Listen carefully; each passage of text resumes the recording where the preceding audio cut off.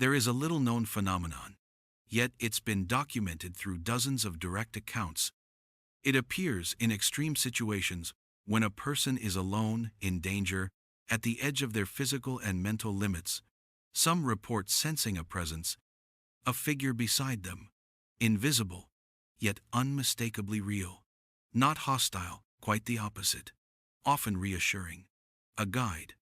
This phenomenon has been named the third man syndrome. Many survivors of critical situations have experienced it.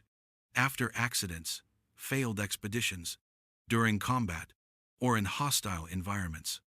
Those who've lived through these moments describe a very specific feeling, that they were no longer alone, even though no one else was actually there. A voice offering suggestions, a sense of companionship, something or someone that gave them strength to keep going. One of the most well-known stories comes from explorer Ernest Shackleton.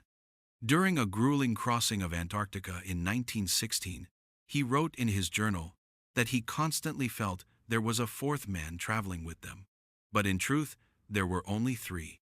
No one could see him, no one heard him speak, but all of them felt he was there. Shackleton's account later inspired the poet T.S. Eliot, who included a reference to the phenomenon in one of his most famous verses, In the Wasteland. Who is the third who walks always beside you? When I count, there are only you and I together. But when I look ahead up the white road, there is always another walking beside you. Similar situations have been reported by mountaineers in the Himalayas, soldiers under combat stress, plane crash survivors, explorers, and castaways. In all cases, these were isolated individuals, pushed to the limit by exhaustion, cold, fear, or sensory deprivation. And in each case, the same mechanism seemed to take hold. A sudden sense of protection, an internal guide, a presence that could not be seen, but could be felt. From a scientific perspective, third man syndrome still has no definitive explanation. Some researchers believe it may be the brain's extreme response to stress, fatigue, and isolation. In particular, it may involve certain electrical signals in the brain, called switches, which activate under extreme conditions. This type of mental response may have evolved as a survival mechanism, perhaps a way of externally projecting inner resources when everything else is depleted.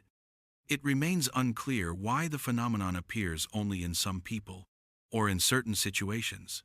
What is certain is that, in many cases, it serves a clear adaptive function.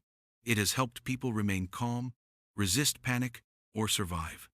Third man syndrome doesn't just reveal something about how the brain functions under stress. It also tells us a lot about the human ability to endure and to find strength when there seems to be none left, even when we are completely alone.